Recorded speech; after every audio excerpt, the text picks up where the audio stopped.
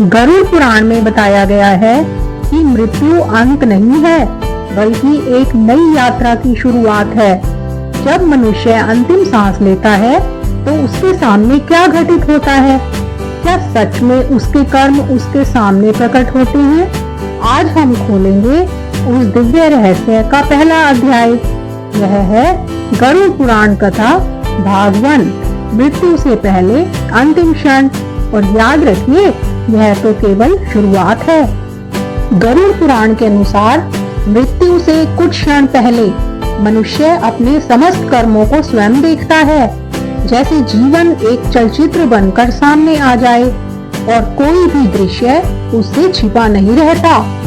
स्वयं के द्वारा किए गए सत्कर्मों को देखकर उसके अधरों पर हल्की मुस्कान आती है और पापों पर हृदय में भय भर जाता है। उसी क्षण उसे अपने जीवन का वास्तविक मूल्य समझ आने लगता है। तभी दिव्य यमदूत प्रकट होते हैं, हाथ में तेजस्वी नागपाश लिए। उनकी उपस्थिति ही समय के परिवर्तन की घोषणा करती है। एक गहरे श्वास के साथ जीवन की डोर ढीली पड़ जाती है और सांसों की गिनती पूर्ण हो जाती है। आत्मा स्वयं को अपने शरीर के ऊपर खड़ा पाती है। अब वह शरीर से अलग है। पहली बार उसे अपनी वास्तविक सत्ता का अनुभव होता है। नागपाश के स्पर्श से आत्मा कर्मों के बंधनों में बंध जाती है, क्योंकि कर्मों से बड़ा कोई नियम नहीं होता। मोहवश आत्मा अपने परिवार की ओर देखती है, वापस लौटना चाहती है, पर संसार का संबंध अब केवल स्मृति बन चुका होता है। वह छूटने का प्रयास करती है, पर कर्मों का बंधन उसे रोक लेता है, क्योंकि इस यात्रा में साथ केवल कर्म ही जाते हैं।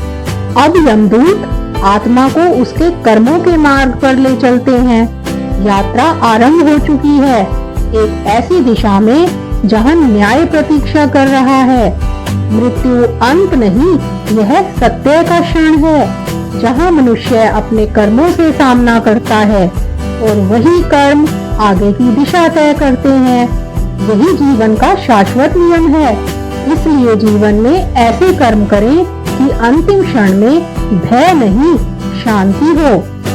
आत्मा पहुंच चुकी है दैवीय द्वार पर। अब होगा कर्मों का निर्णय। भाग 2, यमराज का दरबार देखना मत भूलिए। हरिओम तत्सत।